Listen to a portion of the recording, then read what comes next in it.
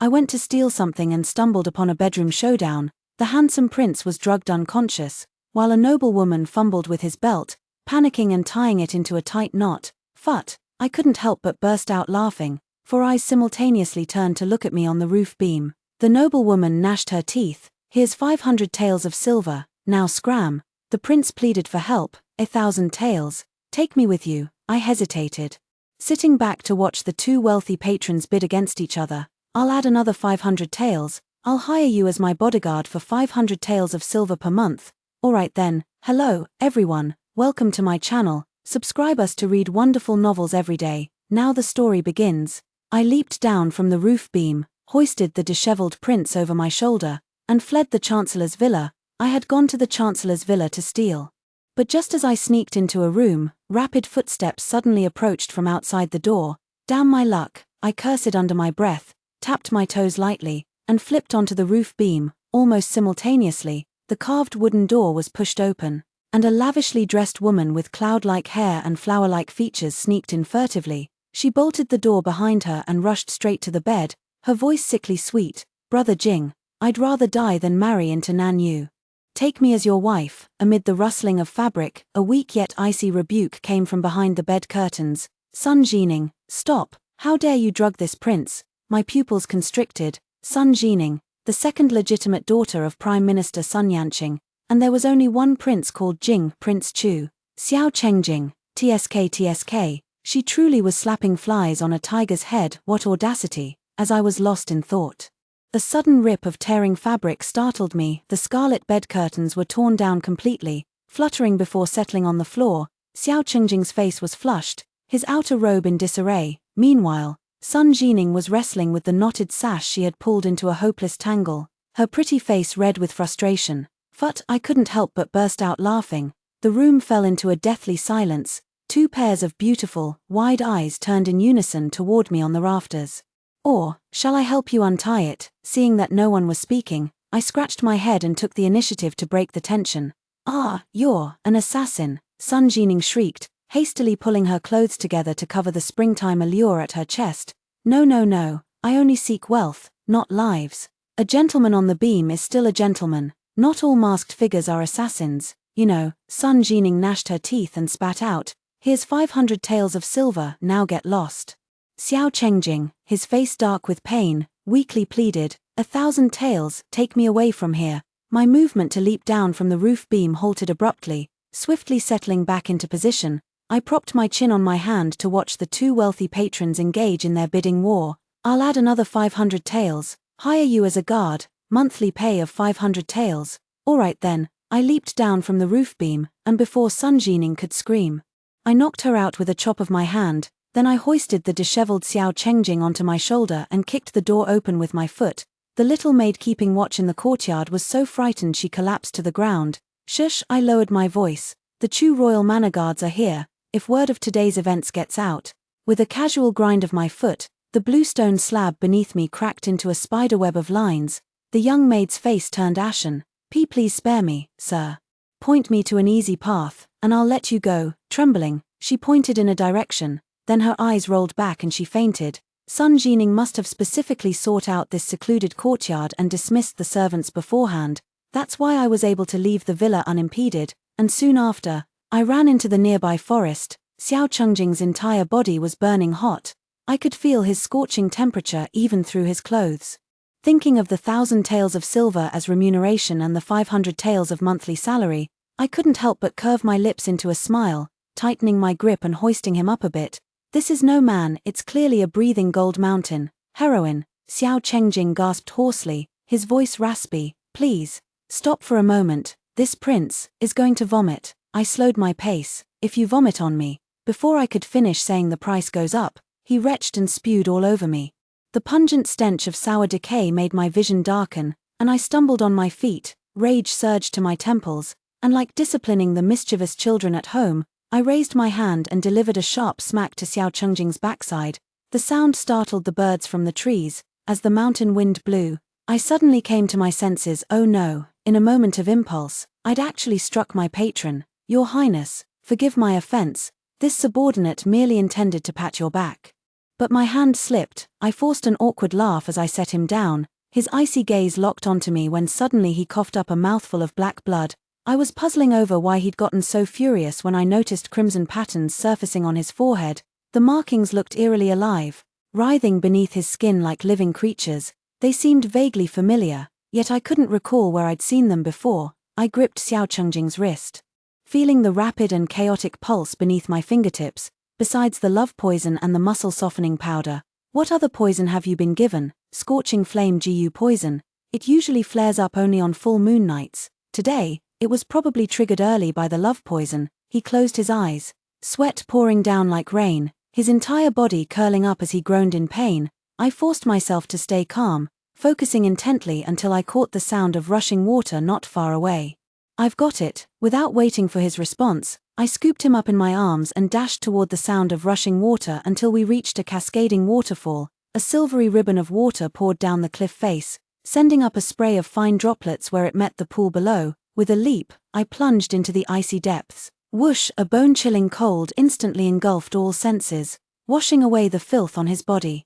I settled Xiao Chengjing by the stone wall in the shallow area and removed the soaked face covering. Your Highness, the pool water can suppress the fire poison in your body. The remaining words died abruptly in my throat. A dark current swirled in Xiao Chengjing's eyes as he abruptly pulled me towards him, trapping me tightly in his embrace. Unprepared, I crashed directly into his burning chest. Lan, he murmured hoarsely, his scorching lips brushing my forehead. My heart jolted, and it took me a moment to remember to struggle free from his grasp. I glared at him, both ashamed and angry, suppressing the urge to slap him. Your Highness, look carefully. I am Lu Jiao, a complete stranger to you.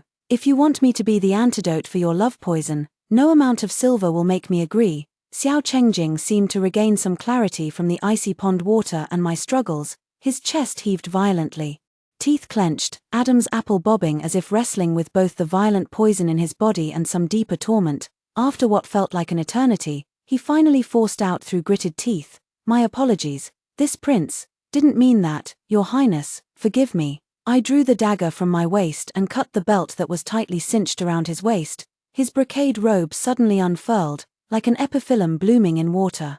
Glistening water droplets slid over his handsome brows and eyes, rolled down his taut muscles, and disappeared into his waistline. Unexpectedly, this prince, who was rumored to live a life of luxury, had quite a few scars on his body, especially the hideous scar left by an arrow wound beneath his right collarbone, shaped like a cold, crescent moon, with pale edges and a sunken center, as if it had been brutally gouged by some fierce weapon. I stared at the scar, and a sharp pain suddenly shot through my mind. A battlefield shrouded in yellow sand, a silver-armored youth shielding me beneath him, and an enemy arrow whistling through the air, piercing deeply into the area beneath his right collarbone. A sharp headache darkened my vision as cold sweat dripped from my temples. Dissolving into the pool, fragmented scenes in my mind collided wildly, screaming to break free from their confinement. My senior sister said I had a high fever years ago that damaged my brain, so I forgot everything from before, but lately, I keep recalling battlefields shrouded in yellow sand and that silver-armored youth drenched in blood. Who was he? Why does the scar on Xiao Chengjing's collarbone look exactly like his? Lu Jiao. Xiao Chengjing's low, ragged gasp yanked me back from my confusion. The crimson in his eyes deepened, veins bulging on the back of his trembling hands as his entire body shook uncontrollably. You, get away. I can't hold the poison back any longer. The fiery patterns had already spread from his forehead to his neck. Knowing there was no time to lose, I cleared my mind and swiftly pressed my palm against the Qihai acupoint on his lower abdomen. My prince, this subordinate will use internal energy to expel the poison for you, channeling the Haichuan technique at full force. A chilling mist rose around me as frost crept from my fingertips across Xiao Chengjing's scorching skin. Sea River technique. Xiao Chengjing suddenly raised his head, his Adam's apple bobbing violently. Where did you learn it? Who exactly are you? Focus, I interrupted him, moving my palm upward to press against his Danzhong acupoint. Under the crushing force of the Sea River technique, the effects of the love poison and muscle-relaxing powder dissipated into trickling streams. The most troublesome was the red flame GU poison, forcing me to divert most of my internal energy to suppress it. The crimson patterns beneath his skin clashed violently with my icy true qi, at times like magma breaking through ice layers, only to be covered again by newly formed frost patterns. The pool water around us alternately boiled and froze, forming eerie whirlpools of ice and fire. Not until dusk fell did the crimson patterns on Xiao Chengjing's face and body finally fade. His breathing gradually steadying, my internal energy was nearly depleted, my meridians feeling as if branded by hot iron. Leaning back against the stone wall, I began regulating my breath. Your Highness, this subordinate could only temporarily suppress the GU poison within you. To completely eradicate it, I'm afraid, before the words had fully left my mouth, the sound of arrows splitting the air suddenly arrived. Look out, my pupils contracted sharply as I whirled around. Shielding him behind me while mustering the last remnants of my inner energy to raise a water curtain, dozens of arrows were intercepted by the water screen, pattering into the river, yet one still pierced through the defense with a thud, embedding itself in my right shoulder. An explosion of pain erupted as a warm trail of blood began snaking down my arm. Lu Jiao, Xiao Chengjing's trembling voice called out as he caught me. The arrow is poisoned, it seems someone wants you dead. I snapped the arrow shaft and handed my dagger to Xiao Chengjing, simultaneously seizing the sword from the first charging assassin. A flash of steel, and the first killer's throat blossomed crimson. Left side, Xiao Chengjing's warning had just reached me when I drove my sword into another assassin's heart. Amid the splashing water, I caught a glimpse of Xiao Chengjing wielding a dagger, swiftly dispatching a would-be ambusher. My right arm grew heavier, gritting my teeth. My sword strokes turned increasingly ruthless. After the seventh man fell, the last assassin turned to flee. I hurled my sword to pierce his leg, only to see black blood spill from his lips as he collapsed dead on the spot. I've been poisoned. The last ounce of strength I'd been clinging to gave out. Just as I was about to collapse into the pool, Xiao Chengjing caught me around the waist and gently laid me down on the grassy bank. Sweating profusely from the pain, I forced a bitter smile. Your Highness, no wonder you were so generous. This silver truly costs a life to earn. If I die, please give the money to a one in Apricot Blossom Lane. Tell her she must cure Lua. Xiao Chengjing cut me off. Don't speak, I'll remove the arrow for you. Bear with it. My consciousness began to scatter. In a dazed state, I felt a sharp pain followed by a cold sensation on my shoulder. Then something warm touched the area near the wound. No, that didn't feel like applying medicine. What was Xiao Chengjing doing? Like a bolt of lightning splitting through the chaos of my consciousness, my body jolted violently as a sliver of awareness returned. I wanted to push him away, but my limbs felt leaden, too heavy to even lift a hand. His warm lips pressed firmly against my wound, drawing out the poisoned blood mouthful by mouthful before spitting it onto the grass beside us. Each suck sent searing pain shooting through me, accompanied by unspeakable shame and terror. Your Highness. No, you'll be poisoned too. Please stop. Xiao Chengjing raised his head, his lips stained with a glaring black-red bloodstain, his peach blossom eyes shimmering with an almost maddening obstinacy. My poison, what's one more? No matter what, I will never let you die again. Die again. Before there was time to ponder, the sound of chaotic hoofbeats came from afar. I focused intently and listened. About 30 riders, 1 li away, coming from the direction of the other courtyard. Xiao Chengjing plucked a leaf, pressed it between 2 fingers against his lips, and blew a clear, melodious whistle. Moments later, a snow-white steed came galloping under the moonlight. My eyes lit up. Zhaoye Yushizi, the legendary 1,000-li horse that can travel 1,000 miles in a single day. It's come to this, and you're still thinking about the horse, he chuckled softly. Carefully lifting me onto the horse's back, I gritted my teeth. Your Highness, if you had such a fine steed, why didn't you say so earlier? You made me carry you for miles. My apologies, I only remembered it when I heard its neigh just now. It was originally tied in the stable of the detached villa. Perhaps the guards released it when they were looking for someone. On the way down the mountain, Xiao Chengjing deliberately slowed the pace of his snow-white steed. Soon, the flickering light of torches, like a winding fire snake, rapidly approached from below the mountain path. The panicked shouts of the guards rose and fell. It's His Highness Prince Chu. The prince is injured. Quickly inform the Prime Minister. Xiao Chengjing drew me closer into his embrace, using his broad, equally soaked and blood-stained outer robe to completely cover my face, leaving only my eyes exposed. The scent of blood spread through the night breeze, instantly silencing the guards charging at the forefront. Leading the pursuit was a tall, stern-faced guard dressed in black martial attire. He swiftly dismounted, rushed several steps before Xiao Chengjing's horse, and with a thud, knelt straight down, his forehead striking the cold mountain rocks with a heavy, muffled sound. Li Chuan has failed in his duty to protect. I beg your highness to punish me. Indeed useless, Xiao Chengjing said coldly.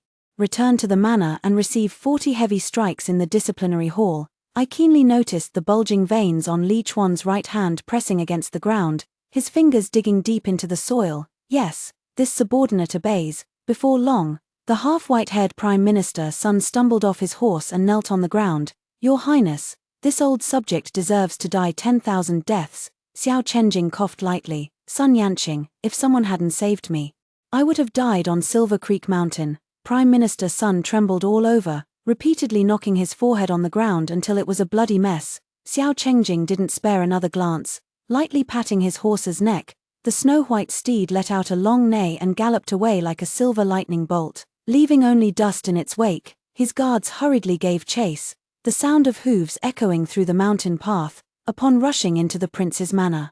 Xiao Chengjing had barely managed to give the steward a few instructions before collapsing unconscious. The entire manor blazed with lights as the young court physician Sumu worked through most of the night applying acupuncture, pounding herbs for poultices, directing apprentices to brew medicines. Sumu, how is she? Xiao Chengjing struggled to sit up as soon as he regained consciousness. Sumu sighed, fetched a soft pillow to support his back, and helped him sit upright. Miss Lu is fine, she'll recover after a few days of rest, but Your Highness, with multiple toxins raging through your system, how dare you push yourself like that? You nearly didn't make it. Sumu stepped aside, allowing Xiao Chengjing to see me sitting on the chaise lounge nearby. A flicker of emotion passed through his gaze, and a faint smile touched his pale lips. Lu Jiao, you have been guarding me all this time. Yes, now that Your Highness has awakened, this subordinate can rest assured. Truth be told, I was just afraid that if he died, there'd be no one left to pay me. You may go rest, I've already sent word to Xinghua Lane on your behalf. So, this is what he had insisted on telling the steward after returning to the manor. As I reached the door, I caught sight of Li Chuan. Kneeling outside after his flogging, I casually asked, did Commander Li find any clues on the assassin? Li Chuan shook his head. I, however, found something unusual. What? He looked up. His eyes filled with confusion. We'll have to wait until the coroner finishes the autopsy tomorrow to be certain. I smiled and stepped into the sedan chair. Li Chuan lowered his head again. Steward Yang personally carried a lantern to light the way, leading us through winding corridors to a secluded courtyard deep within the prince's residence. Above the courtyard gate, 3 large characters in slender gold script read longing for home cove, entering the yard. A winding stream of living water came into view. The night breeze swept through, scattering a courtyard full of crabapple blossoms and setting wind chimes tinkling beneath the waterside pavilion's eaves. I stood frozen in place. The pond, the begonias, the rockery, even the lush cattails growing by the water's edge all gave me an overwhelming sense of familiarity. Steward Yang, who lived in this courtyard before, no one, His Highness would come here to sit when he had leisure time. I stared at his lowered eyelids and suddenly asked, who is Alan? The old steward paused slightly, still speaking respectfully. This old servant knows not. His expression clearly suggested otherwise. But since he was unwilling to speak, I pressed no further. At the 5th watch, a sudden fire broke out in the mortuary of the prince's outer courtyard, reducing all 8 assassins' corpses to ashes, their features charred beyond recognition. Li Chuan, the captain of the guards kneeling outside Prince Xiao Chengjing's bedchamber, heard of the fire and rushed into the inferno despite his injuries, only to be struck by a falling beam on his right leg before collapsing from exhaustion. News of the King of Chu's assassination at the Prime Minister's villa quickly spread throughout the capital. As the host, Prime Minister Sun was fined a year's salary and ordered to reflect behind closed doors. Causing undercurrents to surge within the imperial court, Xiao Chengjing leaned languidly on the soft couch, raising his eyes to look at me on the beam. Lu Jiao, come down, your wounds have only just begun to heal, and you're already causing trouble again. I didn't move, casually brushing him off. What's a little injury like this? Your subordinate is already fine. Why are you so far from this king? He narrowed his eyes, the corners of his lips curving upwards. This king isn't a venomous snake or a fierce beast. It's not like I'm going to eat you, is it? I rolled my eyes inwardly with a look like yours, like a hungry wolf staring at a meaty bone. You might actually want to take a couple of bites out of me. Next month, the Southern Yu envoys will arrive in the capital, and the Emperor has assigned this task to me. The Crown Prince of Southern Yu is coming this time to seek a marriage with a noblewoman from Great Yong. Since there are no suitable royal women of age, the Emperor plans to select one from a prominent family, bestow upon her the title of princess, and marry her off." He paused, then let out a cold laugh. Sun Jining, to avoid this matter, must have eaten the heart of a tiger and the gall of a leopard. How dare she scheme against this prince? I shall grant her wish. Among the portraits of noble ladies prepared, I had her painted as the most beautiful, 4 years ago. The late emperor suddenly passed away. Prince Cheng, Xiao Chengshu, murdered his brothers but was ultimately defeated by the current emperor, Prince Qi, Xiao Chenglin, who shared the same mother as Xiao Chengjing. Prince Cheng fled, and his whereabouts remain unknown to this day. The emperor has only 2 young princesses, and Prince Chu is yet to marry. No wonder they're selecting from noble families. But what does any of this have to do with me? I only care about when I'll get my silver. Your Highness, I leapt down from the roof beam, gazing at him with eager eyes. You promised this subordinate 1,000 taels of silver. He leisurely shifted his gaze from my face to the steaming cup of pre-rain Longjing tea on the side table. This prince is somewhat thirsty. I immediately picked up the perfectly warmed teacup and presented it respectfully with both hands. He took a deliberate sip before placing the cup back on the table. Serve the meal. This prince is somewhat hungry. Fine, you're the boss, you call the shots. The exquisite 8 immortals table was soon laden with an array of delicacies. Xiao Chengjing lazily propped his chin, his gaze sweeping over the lavish spread before settling back on me. Lately, there's been no shortage of troublemakers trying to harm this prince. Lu Jiao, sit down and taste these dishes for me. His slender fingers casually gestured toward the feast. I resignedly picked up the silver chopsticks and placed a piece of lamb into my mouth. The tender meat made me involuntarily narrow my eyes in delight. How is it? Xiao Chengjing asked with laughter in his eyes, personally serving me a bowl of camel hoof soup. Try it, the chef's specialty dish. I took a small sip and sincerely praised, it's absolutely delicious. His smile deepened as he placed another piece of gored chicken into my bowl. In the end, I was stuffed, but he hadn't eaten much. When I put down my chopsticks, he rubbed his flat, lean stomach and stood up. Lu Jiao, I think I've eaten too much. Come with me for a few laps in the garden to help digest. Lu Jiao, after a day of this, I felt more exhausted than if I'd been in several fights. For the sake of the silver, I kept repeating that to myself, just to suppress the urge to punch Xiao Chengjing across the room. 3 days later, when I hurried back to the small courtyard in Apricot Blossom Lane with 1,000 taels of silver notes in my pocket, my senior sister was brewing medicine. She told me that Xiao Chengjing not only sent someone with 200 taels of silver but also brought back Dr. Qian from the Sacred Medical Hall in the capital, a specialist in treating children's heart conditions, to examine Lua. Dr. Qian complained that the fast horse nearly jolted his bones apart. My senior sister said with a laugh, then frowned and tightly grasped my hand. Jiao Jiao, did you sell yourself into the prince's mansion? Not at all. I just happened to save the Prince of Chu's life, and let me tell you, this prince is quite generous. My senior sister's question reminded me Xiao Chengjing never made me sign a servant contract from start to finish, only briefly asked about my situation. I didn't hide anything from him either, explaining how my senior sister and I had brought several children from Jiangnan to the capital 2 months ago to find Dr. Qian.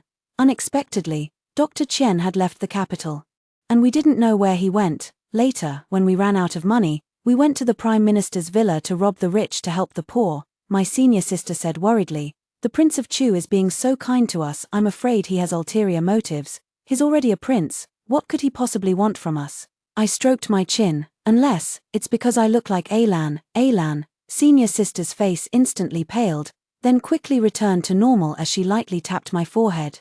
What nonsense about Alan or Alu, Jiao Jiao, this silver is enough to treat Louis' illness. Quit your job at the prince's residence and come home immediately. I chuckled and quickly dodged backward, putting some distance between us. Don't worry, senior sister, I know what I'm doing. Once Louis' condition stabilizes, we'll return to Jiangnan and open a small shop. With such a high monthly salary, only a fool would refuse it. Jiao Jiao, slow down, it just rained, and the ground is slippery. Senior sister exclaimed anxiously, stomping her feet, and remember to take the Guan pills on time. A white porcelain bottle came flying through the air. I caught it with a backhanded grab and slipped away without even turning my head. I returned to the manor and casually tossed the medicine bottle into the cabinet. Actually, my internal injuries had long since healed, but my senior sister never believed me. In the 2 months since we arrived in the capital, she had been busy taking Lua around to various doctors and apothecaries, so she couldn't keep an eye on me. I quietly stopped taking the medicine. The next morning, just after I finished my practice, Xiao Chengjing sent someone to deliver a message. Guard Lu, His Highness requests your preparation. You are to accompany him outside the city to greet the Southern Yu envoy in the time it takes an incense stick to burn. I changed into a fitted black outfit and followed Xiao Chengjing on horseback. Spring rains had fallen several times over the past 2 days, leaving the air damp with lingering chill. Suddenly, a dark short cloak came flying toward me. I caught it with one hand, the finest cloud-patterned brocade, its collar lined with delicate golden thread embroidering a flowing character jing. This was his personal belonging. Put it on, Xiao Chengjing spoke without turning his head. The four-clawed python pattern embroidered with golden threads shimmered brilliantly in the sunlight, making him appear even more noble and distinguished. Outside the city gates, ceremonial music resounded in unison as the envoy procession from Nanyu slowly approached, leading the group. A man astride a tall steed wore a brocade robe of profound black, his hair tied back with a golden crown. His handsome features carried an air of arrogance between his brows, none other than Duan Chongyuan. The Crown Prince of Nanyu. He sat upright on his horse, giving Xiao Chengjing a slight nod. Your Highness, the Prince of Chu, an exotic accent wrapped around a deep voice, his gaze freezing abruptly the moment it swept past me. Your Highness, the Crown Prince has come a long way. You must be. Before the words could finish, sudden chaos erupted.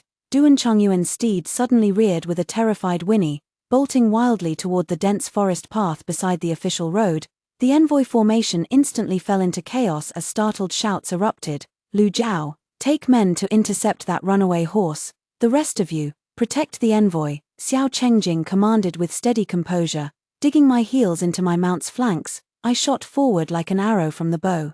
Chasing after that out-of-control black silhouette, branches and leaves whistled past my ears as we plunged through the dense woods. The black steed had completely lost control, charging wildly toward a centuries-old cypress tree, while Duan Chongyuan on its back was jolted so violently that his stirrups came loose. At the critical moment, I unfastened my cloak and flung it out with precision, covering the horse's head just as I kicked off the saddle with my boot tip. Propelling myself swiftly onto the black steed, with my left hand gripping the saddle tightly and my right hand joining Duan Chongyuan in yanking the reins fiercely, we barely managed to halt the black steed mere inches from the ancient tree. Impressive skill, Duan Chongyuan exclaimed in admiration, suddenly releasing the reins and leaning back as if intending to sink entirely into my embrace. Damn bastard, I gritted my teeth secretly. Using the dagger hilt to hook the jade pendant at his waist before swiftly rolling off the horse. Thud, Duan Chongyuan suddenly lost his support and was yanked by the external force, tumbling headfirst into the grass. His golden crown sat askew, his dark robe splattered with mud and grass clippings, a rather comical sight. I deserve death for my failure. Please punish me, Your Highness. I bowed deeply with clasped fists, begging for punishment. Duan Chongyuan showed no trace of anger on his face. He leisurely picked himself up and straightened his posture. You saved this prince's life, why would I punish you? Though my black steed has been startled and is no longer fit to ride, perhaps I might share your mount, young lady. His gaze fell upon the chestnut mare standing behind me. The delegation had plenty of spare steeds, not to mention those ornate carriages. Duan Chongyuan's words made one wonder what schemes he harbored in his heart. I bowed respectfully. Your Highness, noble person is beyond compare, and Lu Jiao dares not overstep. This horse is the most docile, please do it the honor. With that, I handed him the reins. Duan Chongyuan stood with his hands behind his back, refusing to take them. This prince has had a fright and requires the protection of a skilled expert like yourself. Close protection. He deliberately emphasized the words close protection with pointed weight. Your Royal Highness, why not ride with me? I guarantee your safe arrival at the embassy. Xiao Chengjing's voice came from behind. He smiled faintly, but his eyes held a hidden chill. No need. I find Miss Lu's horse quite good. Duan Chongyuan snatched the reins from my hand and deftly swung himself onto the horse. Xiao Chengjing glanced at me, then turned his horse around, departing with his guards and the officials from the court of state ceremonials. I immediately turned around and followed the hoofprints of the black steed.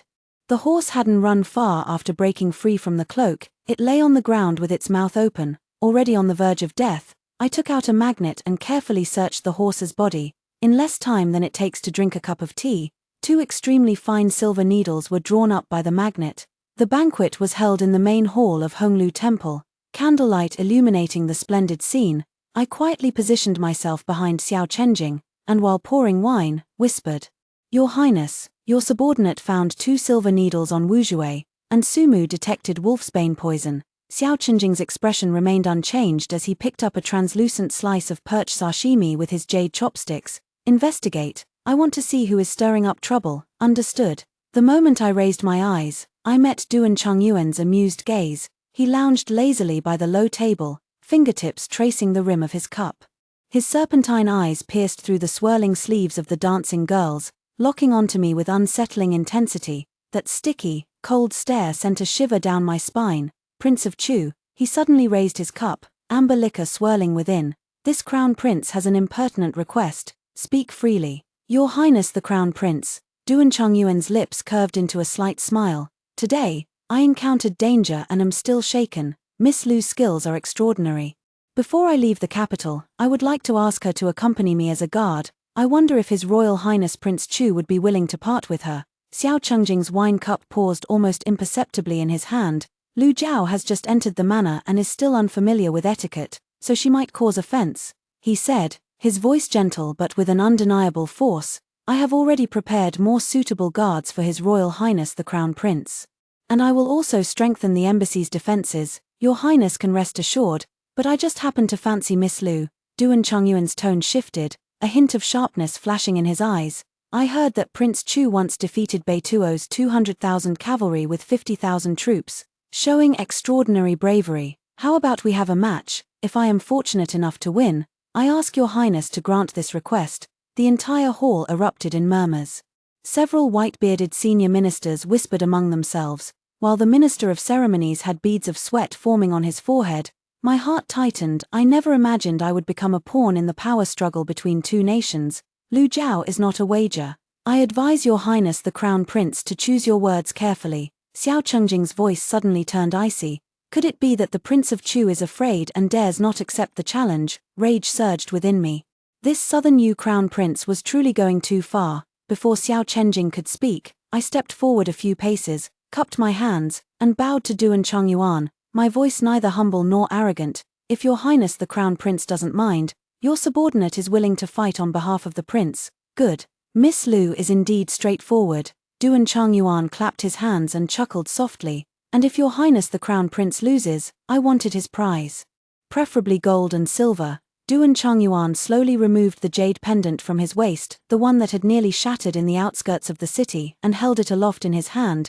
The jade was no larger than an infant's palm. At first glance, it appeared flawlessly white as freshly fallen snow, but upon closer inspection, one could see a deep, flowing blue radiance within the jade's core, as though something alive were exhaling icy breaths. If I lose, this snow soul jade shall be yours. It was mined from the summit of the heavenly mountains and tempered with secret techniques by the witch doctors of Nanyu. When activated with inner energy, it can neutralize 100 poisons, especially fire toxins. My pupils contracted slightly. Did he know Xiao Qingjing had been poisoned with the blazing flame Jiyu? What shall we compete in?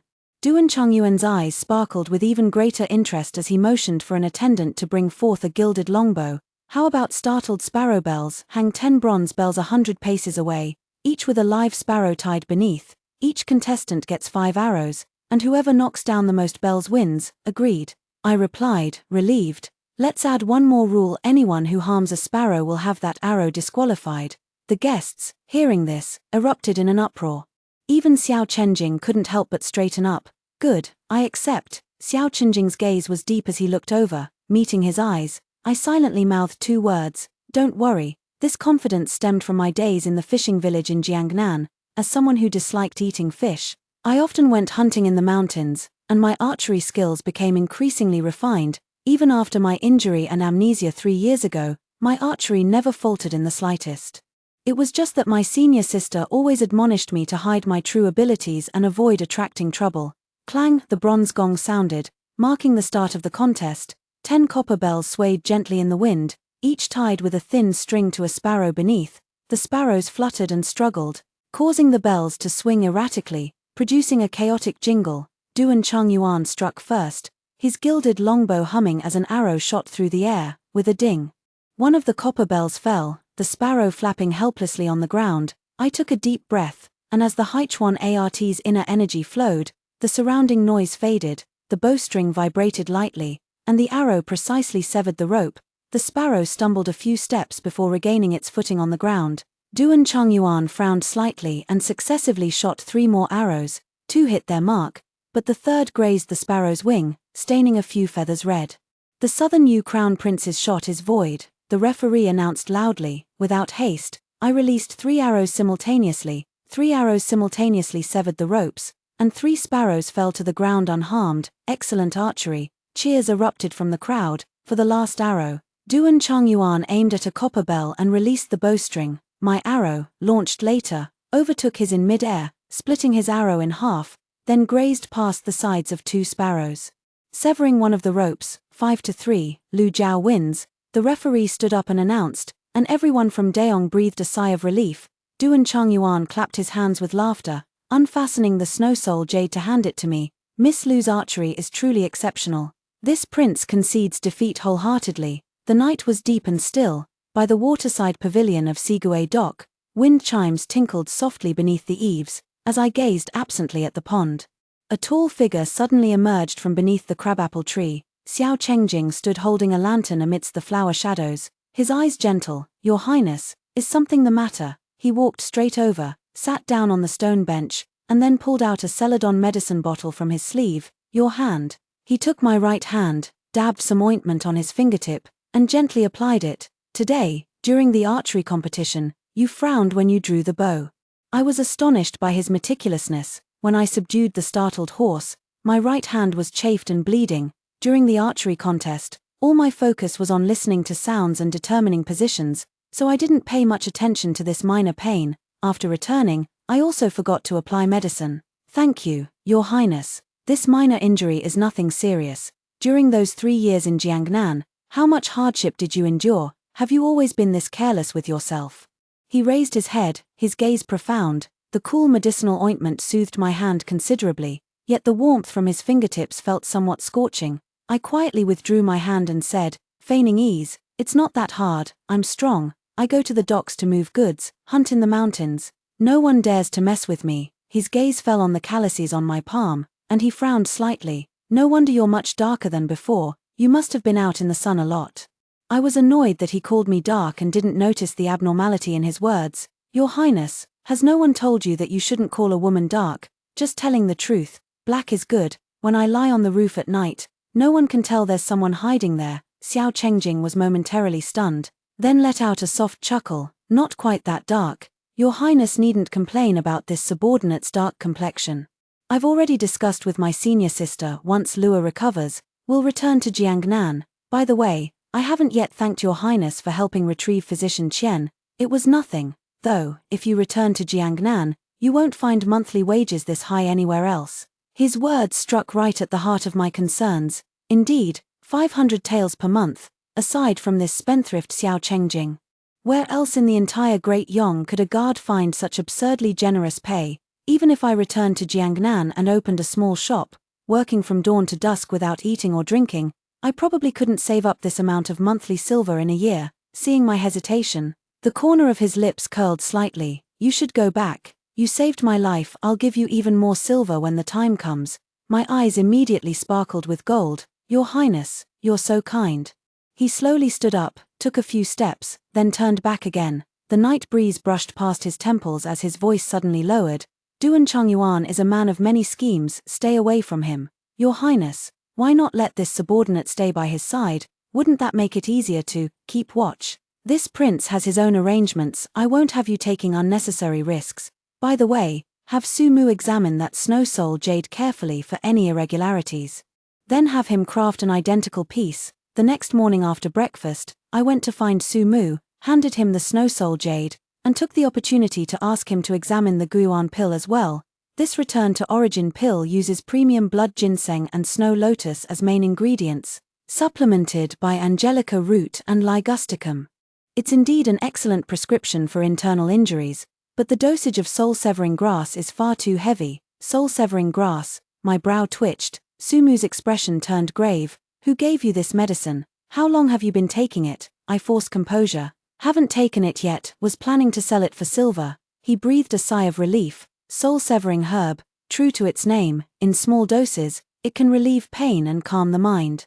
But if taken in large quantities over a long period, it will gradually make one forget their past. If one takes it, is there an antidote? After stopping the medication for 2 or 3 months, memory will recover on its own. If there's an external stimulus, it might even recover faster. No wonder I've been vaguely remembering some things from the past lately. Oh, is the monthly allowance from the prince not enough? I advise you not to take this money. Understood.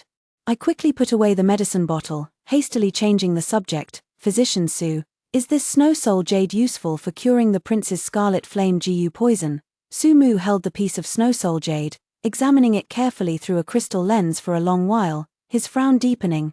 The jade is of excellent quality, pure snow soul from the heavenly mountains, with refined cold energy that's indeed remarkably effective for suppressing fire poison. However, there seems to be something sinister mixed within this jade, something that looks like the egg fluid of living insects. My heart tightened. Live worms. Can they be removed? Difficult. It requires specific medicinal ingredients and techniques.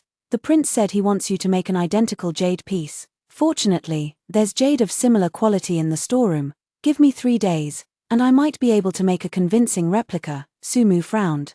Placing the snow soul jade into an iron box. Dr. Su, you needn't worry. At the very least, my cultivation technique can suppress the prince's Gu poison. I hadn't kept my cultivation technique hidden from Su Mu. Actually, Su Mu suddenly flushed red, flipping open a medical text to show me. Inspired by the Haichuan method, I've discovered the best solution for the red flame Gu poison. Extreme yang poison requires extreme yin cultivation as a medium, to be resolved through dual cultivation.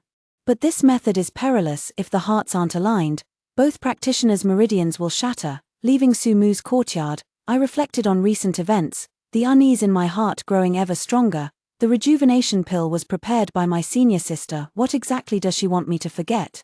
When I mentioned Elan to my senior sister, her reaction was all too conspicuous. Could it be that I am truly the Elan whom Xiao Chengjing called out for when the cold pond's poison flared up? Who exactly is Elan? And the snow soul jade Duan Changyuan went to great lengths to transfer it to me, surely not just to help Xiao Chengjing detoxify. As I walked, I secretly rubbed the hidden pouch at my waist with my fingertips. Inside it lay a black iron token, an old relic I had found in the study of Siguiwu. The front of the token was engraved with the characters mirror clarity, while the water ripple patterns on its back were nearly worn smooth.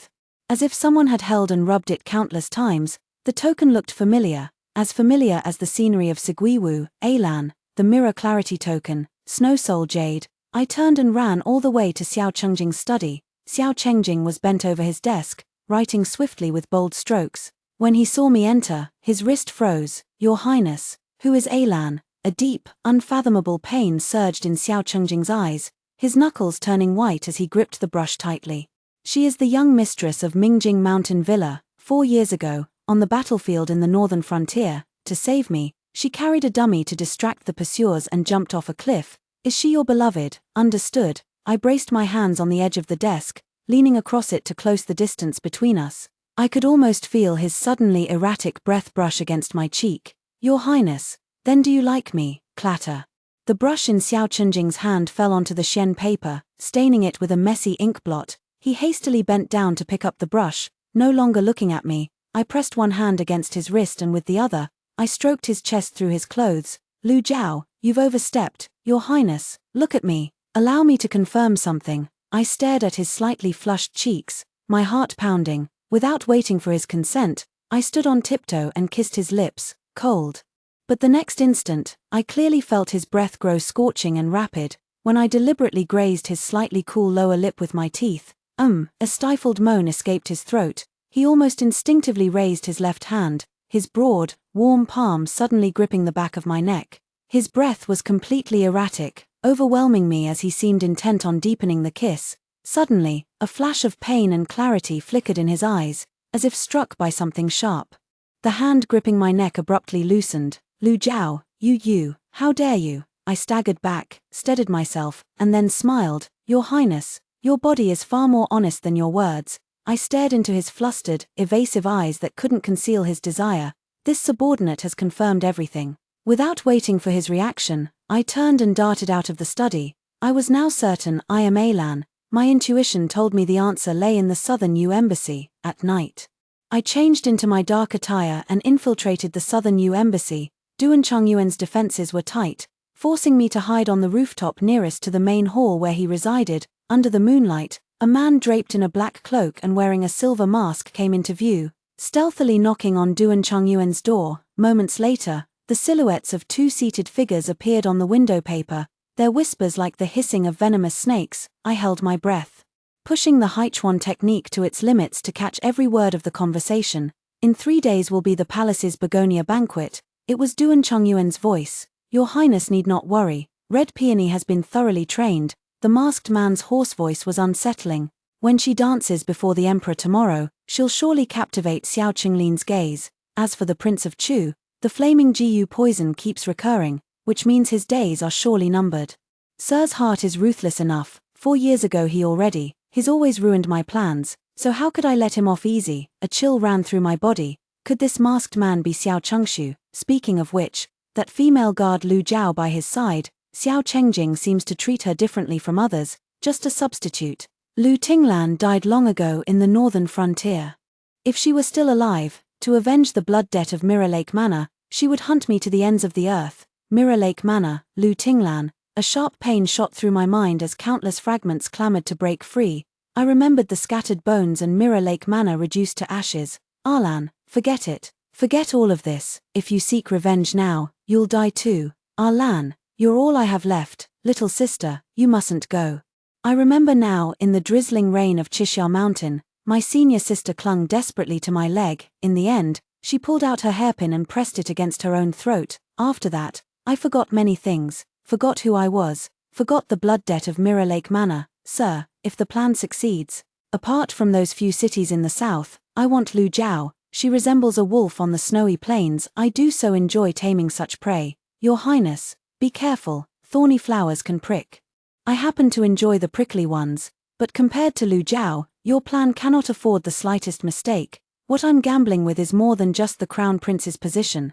If we fail, my ever-watchful second brother will personally trample me into the mud. I clenched my palms so tightly that my nails dug deep into the flesh, the piercing pain barely suppressing the surging memories and the murderous intent threatening to burst forth.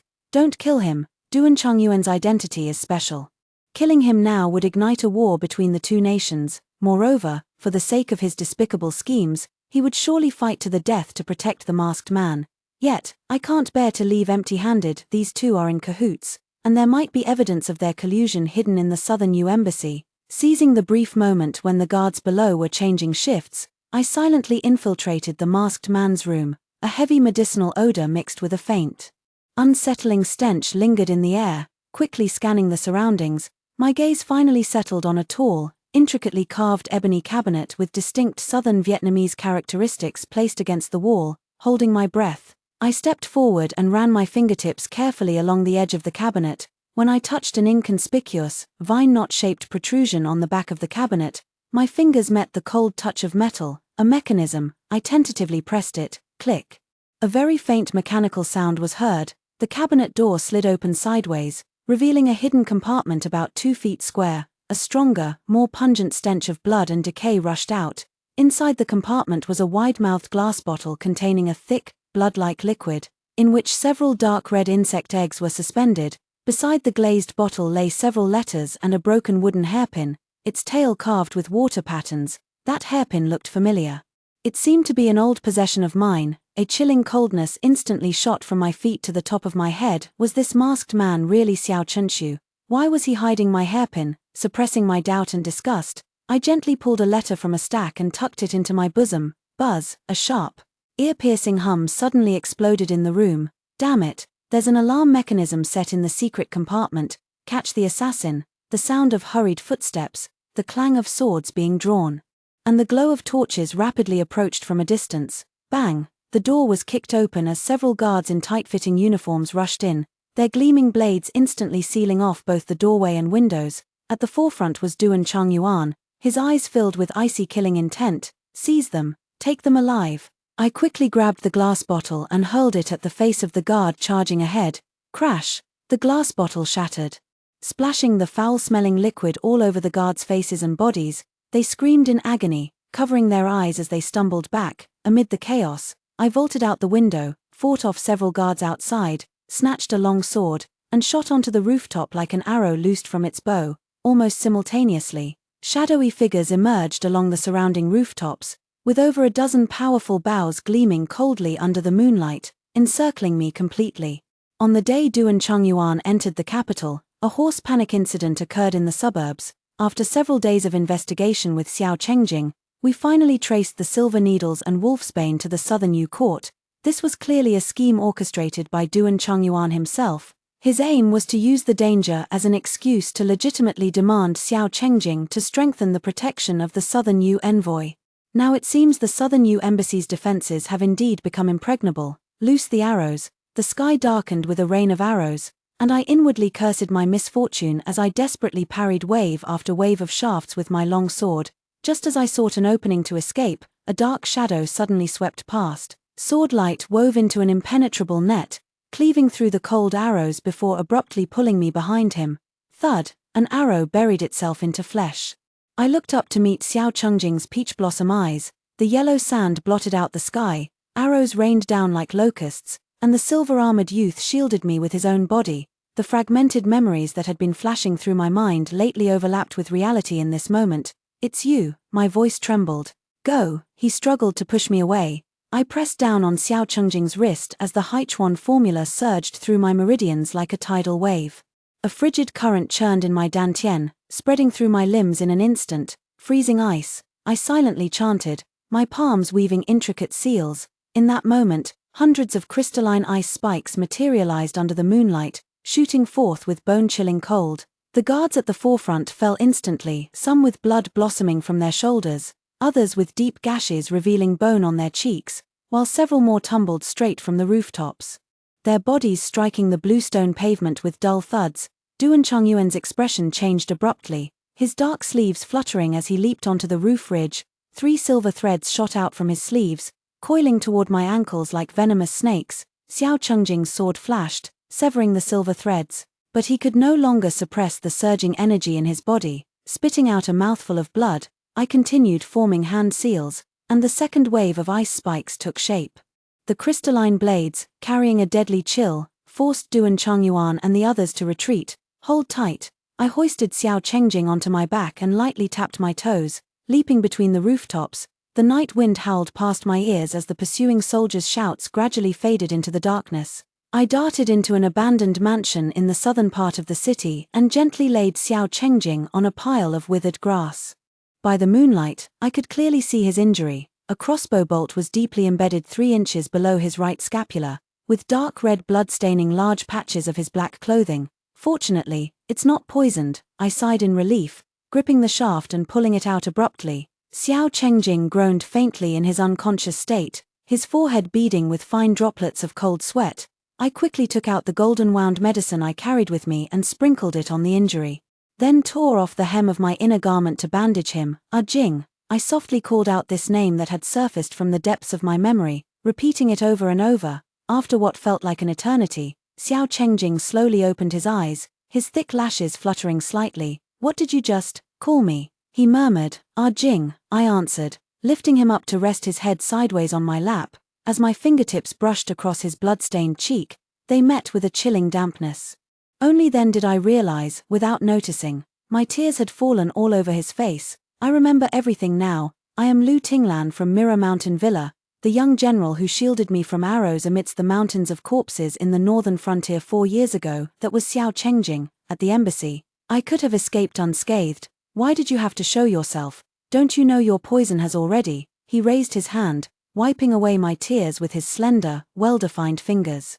"Alan, I fear your death more than my own." His fingertips were cold, yet they burned so fiercely that my heart trembled. "Once, I protected Daong, I protected countless lives, but I couldn't protect you, nor could I save Mirrorlight Manor. Now, I just want to guard you one last time, so you and senior sister chose to keep it from me." At this moment, the fragments of memory finally pieced together completely. The great upheaval from 4 years ago slowly surfaced in my mind.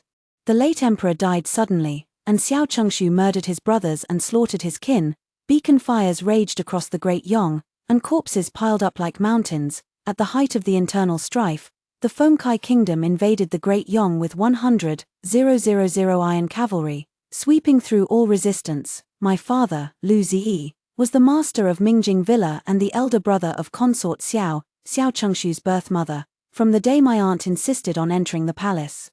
He took his disciples to live in seclusion on Chixiao Mountain, strengthening his body with swordsmanship and healing the world with medicine, far from the conflicts of the court. But when the nation faced peril and the land was shattered, he ultimately stepped forward. The great Yong can do without the Mirror Lake Manor, but it absolutely cannot lose the northern frontier defense. That day, clad in armor and wielding weapons, he led me and over 100 disciples north with Xiao Chengjing to repel the invaders. The yellow sands of the northern frontier that year were dyed red with blood time and again, ultimately becoming the burial ground for countless heroic souls. Our supremely skilled senior martial brother was impaled by multiple spears, perishing together with the enemy commander in mutual destruction. The fifth senior brother, skilled in formation tactics, held the pass with 8 junior brothers until their bones were crushed into pulp.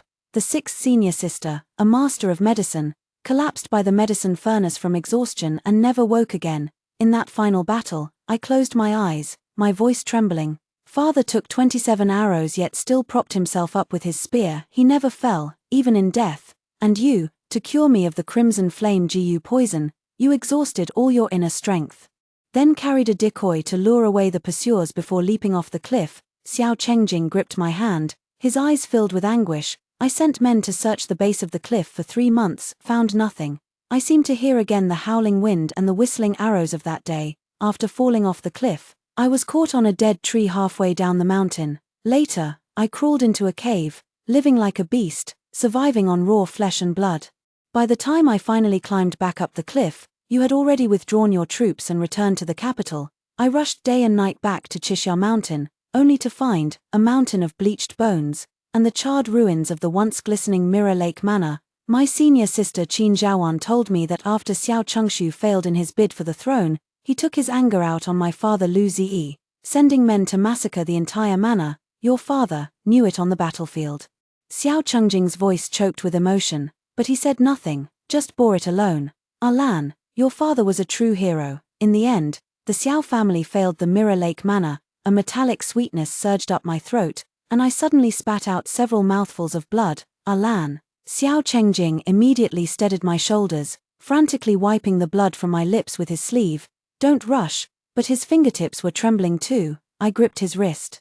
Did Shejie come looking for you long ago? He nodded slowly. That day she took a few children down the mountain to buy supplies and escaped the disaster. Later, she waited for you at Chixiao Mountain for 2 whole months. At the time, your internal injuries were severe, and you were determined to go take revenge on Xiao Changshu. She couldn't stop you, so she had to drug you. Lan, once Louis' condition stabilizes, I'll arrange for someone to take you back to Jiangnan. As for the vengeance against Bright Mirror Manor, I'll give you an answer. No. I met Xiao Chengjing's gaze squarely, enunciating each word clearly. I will take revenge with my own hands. Lan, his voice was slightly hoarse. I'd rather you remain Lu Jiao forever. It took me so much effort to convince myself that even if we never acknowledge each other again, I wouldn't want you to step into danger once more, but I've already been part of this game. Moreover, tonight I used the Haichuan technique. If that masked man is truly Xiao Changshu, I've already exposed myself. He spent a year recuperating at Bright Mirror Villa and recognizes this martial art. Although father had long severed ties with aunt, when she abandoned the severely wounded Xiao Changshu on Chixiao Mountain, father still brought him into the villa and exhausted all means to heal him. When he learned of the massacre at Mirror Lake Manor, the pain in my father's heart must have been 100 times worse than mine. The moonlight was frost-white when I jolted awake from my dream, finding no one by my side. Following the sound of ragged breathing, I found Xiao Chengjing in a side chamber of the abandoned house. He leaned against the corner, his robe wide open, crimson patterns slithering like venomous snakes across his skin. The veins on his forehead bulged violently, his entire body as if being scorched over raging flames. Jing. I knelt on the ground, pressing my palm against his burning chest. Ice blue tendrils of cold energy seeped from my palm, only to be devoured instantly by the crimson venomous patterns the moment they touched his skin. Go. He suddenly raised his head, his scarlet eyes flickering between clarity and madness. This time, it's different. I'll hurt you. I'm not afraid. I can.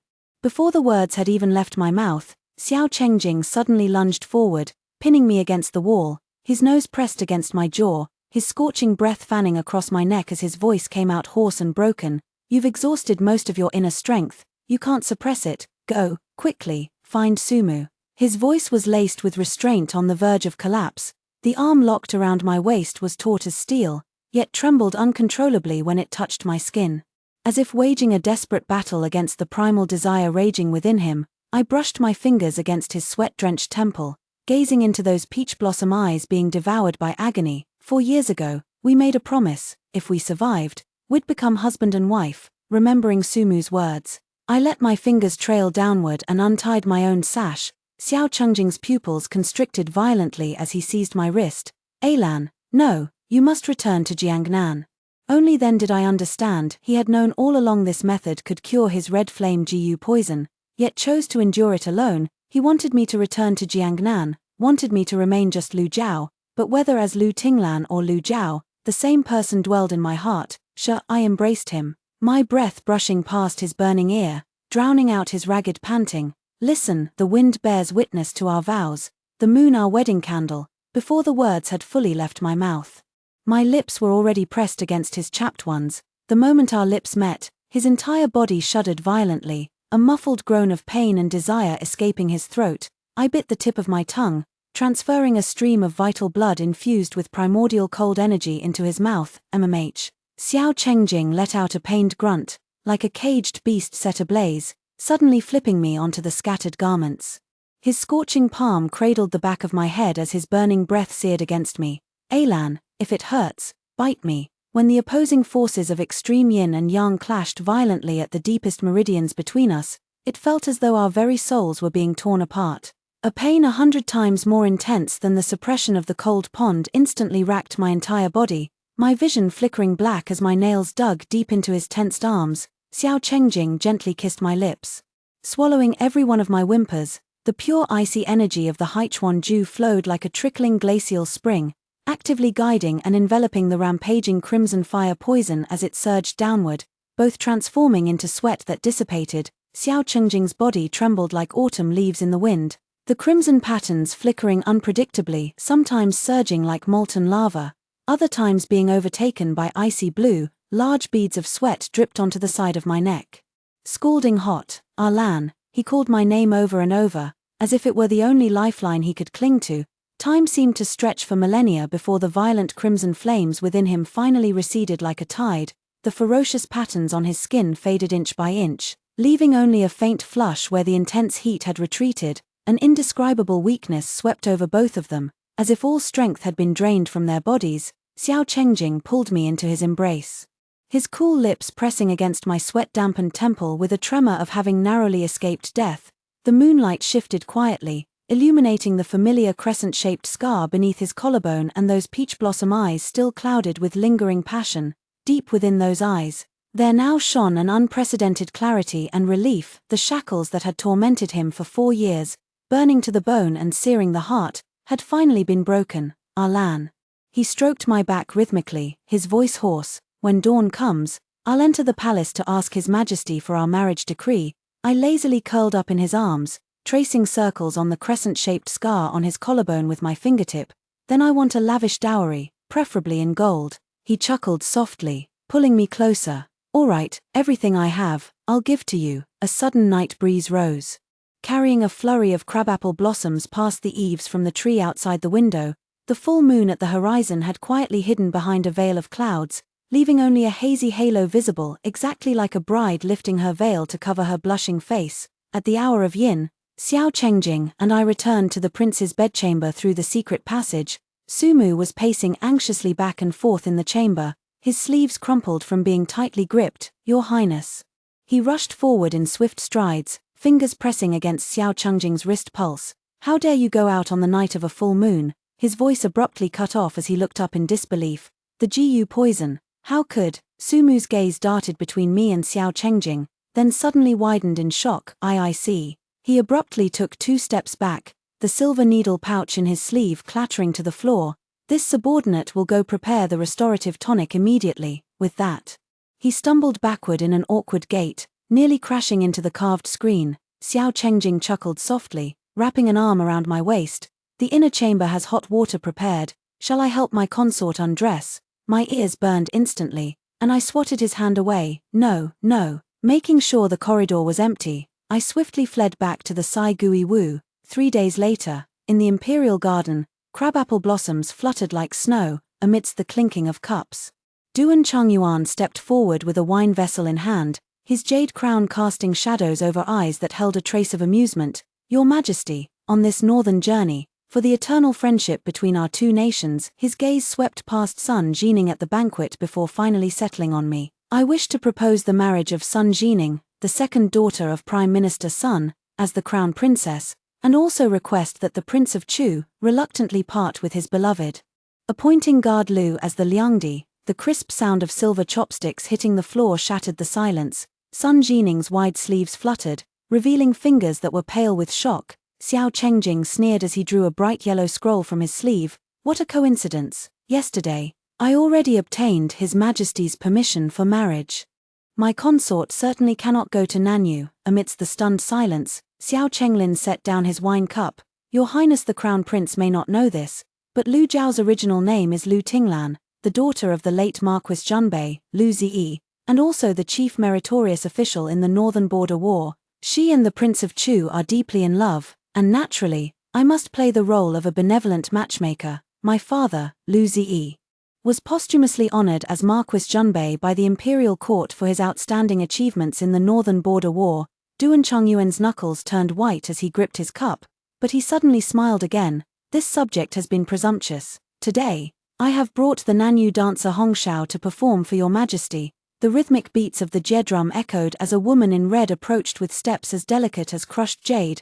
A sheer veil concealed her face, but the glimmer in her eyes outshone even the most vibrant begonias in the garden. Xiao Qinglin's gaze remained fixed on Hongshao, his jade thumb ring tapping lightly against the table with crisp, rhythmic clicks. Prince Chu's move to cut the ground from under one's feet is truly admirable. Duan Chongyuan approached with a wine cup in hand, deliberately lowering his voice as he passed by me. "Miss Lu, we have all the time in the world." The amber-hued wine suddenly spilled, spreading a dark stain across Xiao Chengjing's purple brocade robe. "Oh dear." This palace hand slipped. Duan Chongyuan feigned remorse while pressing his palm hard against Xiao Chengjing's back wound under the guise of wiping. "Let this palace wipe it clean for the Prince of Chu." Xiao Chengjing remained motionless, not even a flicker of his eyelashes betraying him. He calmly brushed off Duan Chongyuan's hand and leisurely straightened his collar. "Your Highness the Crown Prince is drunk.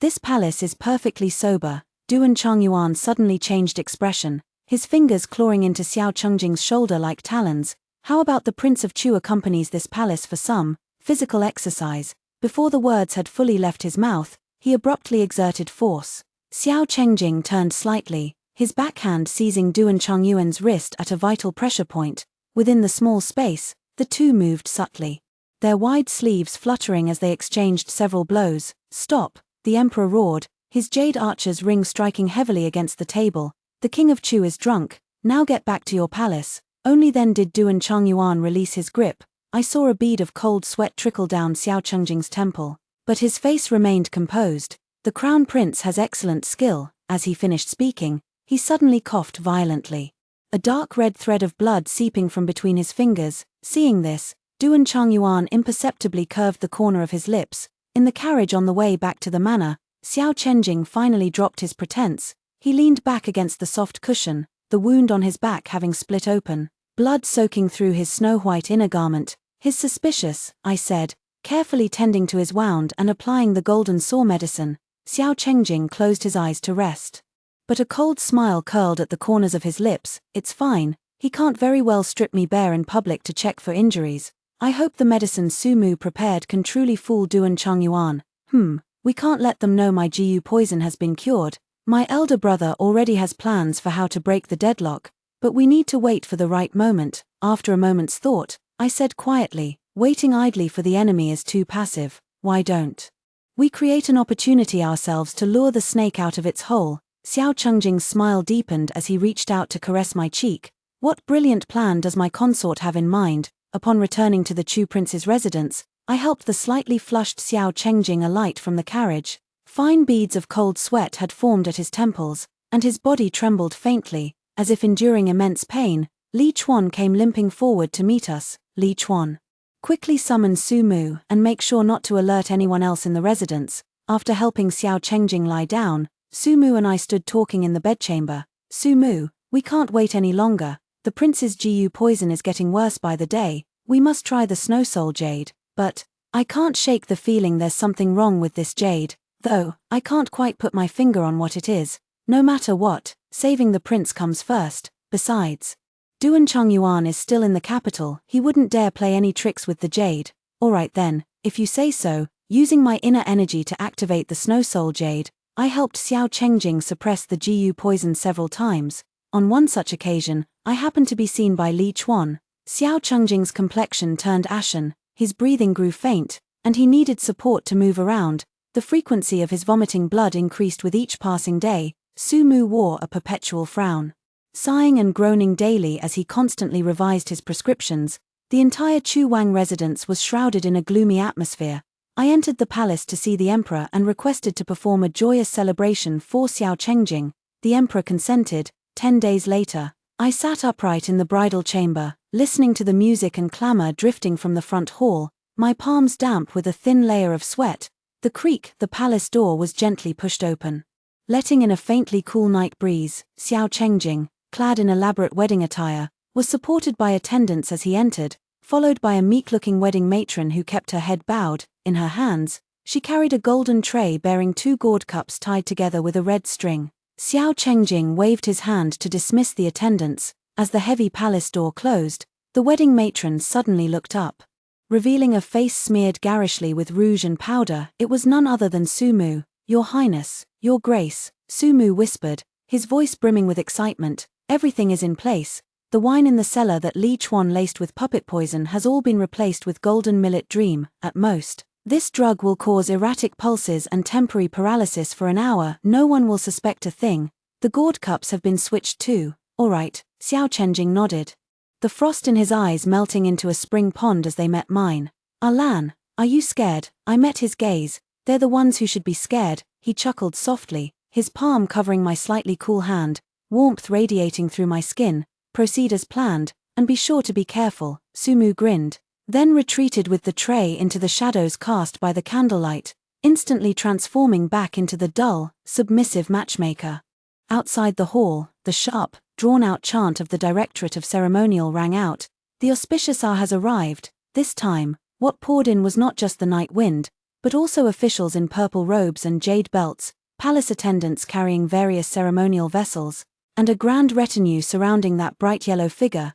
Emperor Xiao Chenglin had arrived in person. He wore casual attire, with the majestic bearing of a dragon and the grace of a phoenix, a smile playing on his lips. By his side nestled a gorgeously dressed beauty, Red Peony. No, she should now be addressed as Consort Lan, clad in a water-red palace gown, her hair piled high in elaborate clouds, adorned with pearls and jade. She exuded even more regal elegance than when first seen, yet her alluring almond-shaped eyes darted restlessly, especially when they flickered over the gourd cup held by Su Mu, revealing a barely perceptible hint of urgency. Long live the emperor. Everyone in the hall, including me and Xiao Chengjing, knelt in unison to pay respects. "Rise." The emperor's gaze swept gently over me and Xiao Chengjing. "Today, I have come especially to preside over the 6th brother's wedding and claim a cup of celebratory wine." Consort Lan forced a faint smile and nodded slightly at me and Xiao Chengjing, yet her gaze remained firmly locked on the gourd-shaped cup. The ceremonial official proclaimed in a loud voice, "Perform the hand-washing rite. Perform the shared meal rite. Commence the nuptial cup ceremony." Su Mu presented the gourd cups. Xiao Chengjing and I each held half a gourd, drinking 3 sips until emptied. After drinking, Xiao Chengjing swayed slightly, nearly collapsing, and I immediately steadied him by the arm. All of this was observed by Consort Lan, whose lips curled into a faint, imperceptible smirk. The master of ceremonies proclaimed in a drawn-out voice, "The rite is complete. May you be united in heart forever." Before the echo of united hearts had faded, the sounds of string music, laughter, and clinking cups from the front hall were severed as if by a sharp blade, plunging into deathly silence. Xiao Chengjing and I hurried out with the emperor. In the courtyard, the red silk still hung, and the candles burned brightly, but the seated guests had turned rigid as clay or wooden statues, their eyes covered with a deathly grey film that reflected a cold, eerie glow under the candlelight.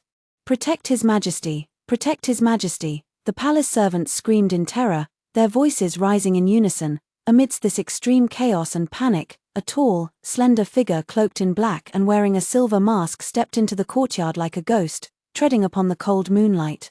Behind him followed dozens of similarly dressed figures in black. The mask was lifted, revealing Xiao Chengshu's face, etched with ice and venom, his long sword dragged along the ground.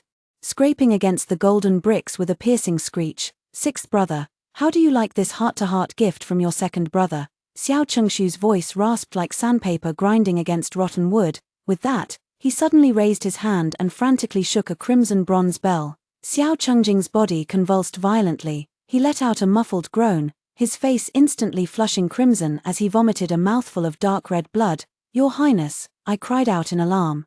Rushing forward to support him, "Ha ha ha," Xiao Chengshu laughed with twisted delight. "The crimson flame burns the heart, the puppet strings are pulled. Don't blame your second brother on the road to the underworld, blame yourself for standing in my way. You still don't know, do you? The Snow Soul Jade was laced with puppet gu meant to poison your very organs, leaving you beyond cure." His sword turned sharply, pointing at me. "Lu Tinglan.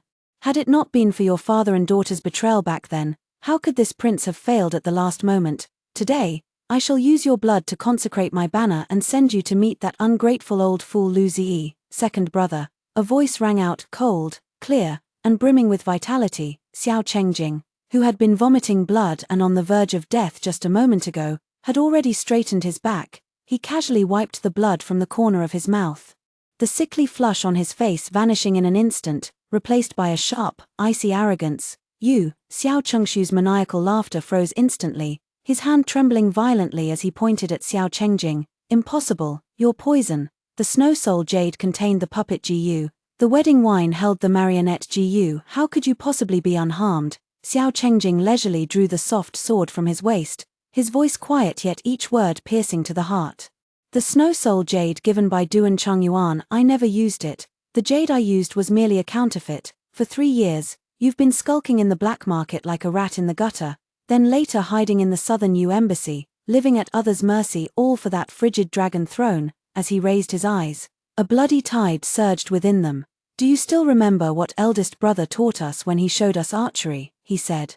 "The bows in our hands will one day protect the rivers and mountains of Daong, but what about you?" The tip of the sword trembled slightly, and a crack appeared in Xiao Chengshu's ferocious expression. "Shut up," he roared. "That indecisive fool is unworthy of the crown prince's position, let alone the right to lecture me." The emperor twisted the jade ring on his thumb, and the eunuch who had been shielding him drew a whistling arrow from his sleeve and shot it into the air. Boom! The gates of the royal residence burst open as a flood of black-armored soldiers wielding long halberds surged in like molten iron. Their cold, gleaming weapons instantly surrounded Xiao Chengshu and his black-clad men, trapping them without escape. "The Black Armor Army, impossible!" Xiao Chengshu roared in disbelief. Emperor Xiao Chenglin pushed aside the cowering Lady Lan Jiaoyi, all gentleness gone, leaving only the icy authority of a sovereign, second brother. "Did you truly believe your gu worms had controlled the commander of my Black Armor Army, that your insects had truly entered the bellies of all my court officials, or were you placing too much trust in this one?" Lady Lan Jiaoyi collapsed to the ground, her waist pouch rolling open to reveal several shriveled insect corpses spilling out. "The one she's been serving these past 15 days was never me. Kill Xiao Chenglin, kill him." Xiao Chengshu had completely lost his mind. Frantically shaking a golden bell, yet all the guests remained slumped in deep slumber, utterly unresponsive. "Form the formation," he roared. The black-clad men swiftly arranged themselves into a defensive formation, shielding Xiao Chengshu. His inner energy surged wildly around him, his cloak billowing like bat wings as his long sword ignited with dragon-like crimson flames. With the resolve of mutual destruction, he lunged toward the emperor. "Protect his majesty," bellowed the commander of the Black Armor Army, as giant shields instantly closed together like an iron wall. "Frostbind." I swiftly formed hand seals, unleashing countless ice spikes from my palms that shrieked through the air, piercing with deadly precision through the vital points of every black-clad assailant. Thud, thud, blood blossomed grotesquely amidst the dance of ice and fire. Xiao Chengshu's sword momentum suddenly faltered, a glistening ice spike was embedded between his brows, frost spreading from the wound like spiderwebs. Staggering to his knees, the crimson flames around his blade shattered inch by inch, revealing the charred sword beneath. With a crisp crack, The long sword snapped in two. How is this possible? Your sea river art actually broke through the blood nightmare array. His face was frozen in horror and unwillingness, his throat gurgling. And his blood-stained fingers clawed at the void, as if trying to grasp something. Cousin, if only you had chosen me back then. I used to like you so much. Silence, I pointed at him, trembling all over. You murdered your brothers for your own selfish desires, causing endless internal strife in Daeong and inviting foreign invasion. What sin did the people of the north suffer from being burned and slaughtered? What sin did the women and children of Mingjing Manor suffer from being massacred? If a person like you were to rule, Daeong would surely perish. With that, I lightly raised my fingertip, and the ice pick flashed with a cold light, instantly piercing through Xiao Chengshu's chest. His pupils contracted violently, the light in his eyes extinguishing like a candle flame caught in a sudden gust. Blood gushed from the wound, soaking his robes and meandering across the cold floor like a river. Father, the vengeful spirits of the hundreds of women and children from Mirabright Manor can finally rest in peace. Drag the Lan woman away and beat her to death. The emperor waved his hand. The black armor guard advanced silently, hauling away Duan Chongyuan's corpse and the already unconscious consort Lan. Nobody move. A sharp shout suddenly exploded from behind the side hall's pillars. The southern Yu Crown Prince Duan Chongyuan, his face twisted with ferocity, pressed a dagger against senior sister Qin Zhaoan's throat. Ju Yi's iron grip left little Lua's face flushed crimson, her ever-smiling eyes now filled with terror, yet the girl clenched her teeth stubbornly, refusing to let out a single cry. Prepare fast horses, open the city gates, and escort this prince to the border between our nations, otherwise. He shifted the dagger slightly, causing beads of blood to trickle down senior sister's snow-white neck. The emperor's face turned ashen. While the Black Armor army hesitated, constrained by the hostages, not a soul dared move. Duan Chongyuan, release them, I shouted hoarsely, my heart pounding in my throat. Fine, but you come here, follow me. Duan Chongyuan roared, dragging Shijie step by step backward as he tried to approach the manor gates. Don't do anything reckless, I promise you. Our Lan, don't go. Xiao Chengjing grabbed my hand. They're also the most important people to me, I can't abandon them. I yanked my hand free from Xiao Chengjing's grasp, but as I turned, our eyes met in silent understanding. I slowly approached Duan Chongyuan, stopping 3 steps away from him, then suddenly exclaimed while looking behind Ju Yi, Xiao Chengshu, you're actually alive. Ju Yi instinctively turned his head just in that split second. Whoosh, Xiao Chengjing's hidden weapon came whistling through the air, aimed straight at Ju Yi's face, as Ju Yi hastily bent down to dodge. I seized the moment to close the distance, delivering a powerful palm strike to his shoulder blade. With a crisp crack, Ju Yi groaned and released Lua, drawing his saber with a backhanded motion to slash at me. The blade gleamed like snow as I sidestepped and engaged him in close combat. At the same time, 3 silver streaks shot from different angles. One embedded itself in Duan Chongyuan's shoulder acupoint, another pierced through his dagger-wielding wrist, while the last grazed his Adam's apple, leaving a bloody trail on his neck. Seizing the opportunity, my senior sister arched backward and drove her elbow like a hammer into Duan Chongyuan's ribs. The sound of cracking bones was unmistakable as he doubled over in pain. Su Mu descended like a falling leaf, the cold glint of silver needles flashing between her fingers. How does the southern Yu Crown Prince find the taste of the Su family's soul-locking needle technique? My heart trembled. Su Mu, who was usually so carefree, actually possessed such extraordinary skills. Duan Chongyuan staggered back, staring in disbelief at his own trembling hands. Xiao Chengjing's sword tip pressed against his throat, a drop of blood slowly sliding down the blade. You've lost. Duan Chongyuan's dagger clattered to the ground as he clutched his wrist, pierced by a silver needle, and collapsed to the floor in agony. Your Highness, it would be best not to use your internal energy, Su Mu said with a smile. If this soul-locking needle penetrates even a fraction deeper, your right arm will be completely crippled. Not far away, Ju Yi lay prostrate on the ground, blood continuously gushing from his mouth, unable to utter a complete sentence. My senior sister rushed to my side, holding Lua, and the little girl finally couldn't hold back, bursting into tears. I gently stroked her small face, feeling her warm tears, and my heart, which had been hanging in the balance, finally settled.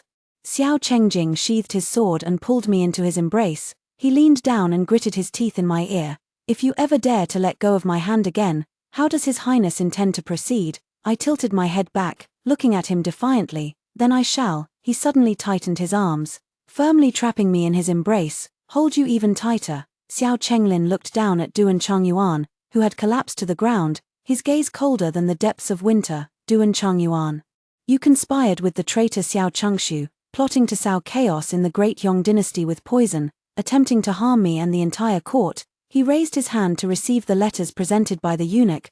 These are all your handwritten letters plotting with Xiao Chengshu, under the guise of a peace marriage. You sought to overthrow the throne. Duan Chongyuan's face turned ashen, his lips trembling uncontrollably, yet not a single word could escape him. Take him down.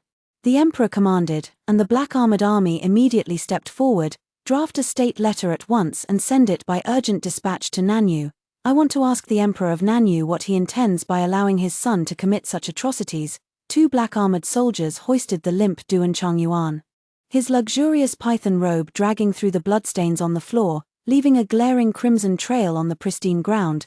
The once arrogant crown prince of Nanyu was now like a stray dog, dragged out of the great hall. Another black armored army commander stepped forward, reporting to your majesty. The rebel Li Chuan has been apprehended. Li Chuan was brought in, his arms twisted behind his back by 2 soldiers, his hair was disheveled. And a trace of blood stained the corner of his mouth. The usual coldness had vanished from his face, replaced by a pallid, deathly pallor. Xiao Chengjing slowly stepped forward, his gaze sharper than an ice pick. Commander Li, the assassination at Cold Pond, the arson in the morgue, the poison in the wedding wine. You've done so much, it must have been exhausting. His voice was not loud, yet every word was a dagger to the heart. I should also thank you, if not for you. How would Xiao Chengshu have believed that I was dying from and how would he have believed that I used the Snow Soul Jade to detoxify myself? Li Chuan trembled violently, a gurgling sound escaping his throat as if he were being strangled. He stared fixedly at Xiao Chengjing, his eyes bloodshot, before finally letting out a bitter laugh. So your highness knew all along. I was forced into it. My wife and children are in Prince Cheng's hands. Your wife and child have been rescued by this prince. 4 years ago on the northern frontier battlefield, you rendered outstanding service. Consider this repayment for your past loyalty to sovereign and country. Upon hearing this, Li Chuan collapsed limply, his forehead striking the floor tiles with a heavy thud as blood mingled with tears spread across the surface. Thank you, your highness. This subordinate deserves death. The emperor waved his sleeve impatiently. A traitor indeed deserves death. Drag him out and behead him. His gaze swept across the wedding hall's utter disarray before he reached out to pat Xiao Chengjing's shoulder. As the emperor's procession disappeared beyond the palace gates, Xiao Chengjing turned and clasped my fingers tightly in his calloused palm. The warmth from his hand seeped through my skin, more reassuring than any vow. Ah Lan, he called my name, his voice as light as drizzle falling upon a lake. I squeezed his hand firmly. In the distance, maids were lighting the way with lanterns while my senior sister held Louis' hand, with several children skipping along behind them. Tilting my head up, I forced back the tears welling in my eyes. Yes, it's all over now. The night wind swept through the hall, dispersing the thick scent of blood. Xiao Chengjing pulled me into his embrace, resting his chin atop my head, his voice thick with unspoken apology and heartache. I'm sorry. After finally winning your hand, our wedding day forced you to witness such bloodshed, even implicating your senior sister and the children. Before he could finish speaking, I stood on tiptoe and lightly pecked his cool lips. No matter, I blinked mischievously, deliberately counting on my fingers. Those estates, shops, gold and silver jewelry you gave me have all genuinely gone into my private treasury. This deal isn't a loss.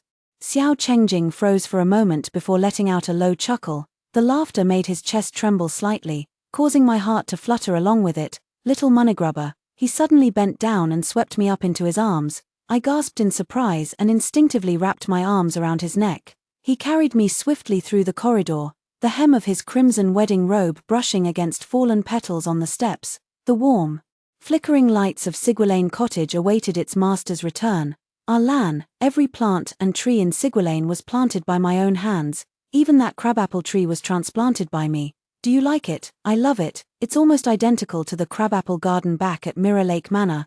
I've had hot soup prepared today. Don't run away again, okay? Half a month later, the Southern New envoys arrived in the capital. Presenting a letter of surrender and 10,000 taels of gold as an apology, Duan Chongyuan was stripped of his title as crown prince and demoted to commoner status. The Southern New royal court declared, "We await the Great Yong's judgment." The imperial court accepted the gold but allowed Duan Chongyuan to return to his country. although Duan Chongyuan saved his arm, he would never be able to wield a sword again in this lifetime. On the eve of his departure from the capital, the Ministry of Justice uncovered irrefutable evidence of Prime Minister Sun's embezzlement of military funds. Prime Minister Sun was sentenced to beheading, while the marriage contract between his second legitimate daughter, Sun Jining, and Duan Chongyuan remained unchanged. On the day Duan Chongyuan left the capital, the heavily guarded carriage outside the Vermilion Bird Gate was violently jolted with a loud crash. Duan Chongyuan, you stray dog, what right do you have to take me to Nanyu?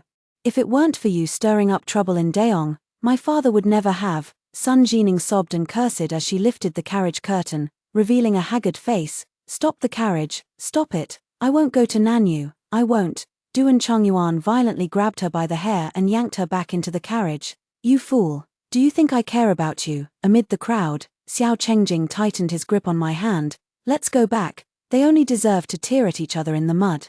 Epilogue. I leaned against the winding waterside railing, crumbs of apricot blossom pastry scattered across the account book, sunlight filtered through the gaps in the crabapple branches, casting dappled shadows. Your Highness, I drawled, waving the account book, are you trying to make me the most pampered parasite in Great Yong? How many years' worth of salary would this cover? By the waterside pavilion, Xiao Chengjing turned at the sound. His moon-white sleeves billowed in the summer breeze like drifting clouds. The koi in the pond leaped up one after another, shattering the emerald water into ripples. He casually scattered the last handful of fish food into the ripples and walked toward me through the shimmering light. As if even the sunlight filling the courtyard made way for him, all of this king's possessions are here now, entirely belonging to the princess consort. He leaned down to snatch the pastry from my fingertips, his lips brushing against them, leaving a tingling sensation. Before I could scold him, a kiss carrying the delicate sweetness of apricot blossoms had already landed on my lips. I held the account book between us as a barrier, only to be pulled into his embrace along with the book. Since I've already advanced a lifetime's wages, he whispered against my earlobe, his breath carrying the sweet fragrance of pastries. Then this king will have to rely on the princess consort for close protection for the rest of my life. The prince's abacus beads are practically bouncing off my face. No sooner had the words been spoken than the courtyard gate burst open with a loud bang. Lua charged in like a cannonball, clutching a large bunch of mud-splattered wildflowers, followed by a giggling pack of little radish heads jostling each other in her wake. Leaning against the doorframe, Shijie arched an eyebrow and gave him a sidelong glance. I picked them. Got a problem with that? Su Mu's expression changed instantly. Rubbing his hands together, he leaned in with a smile so ingratiating it seemed flowers might bloom on his face. Miss WN plucks so skillfully. What I mean is, would you like me to accompany you to gather more? I looked down and only then realized that someone had quietly slipped a handful of fragrant sedum into my arms at some point. Raising my eyes, my gaze met Xiao Chengjing's smiling ones, his warmth like spring water silently overflowing the fields of my heart. Just at that moment, the bronze bell he had tied to the eaves with his own hands was gently struck by a passing breeze. Dingling, the clear, melodious sound rippled outward, ruffling the surface of the emerald pond and scattering the slumbering reflections of clouds and sunlight in its depths. The laughter of old friends seemed to linger by the steps, while the eaves bell whispered of returning footsteps. Where the wind passes, the heart finds peace. The end.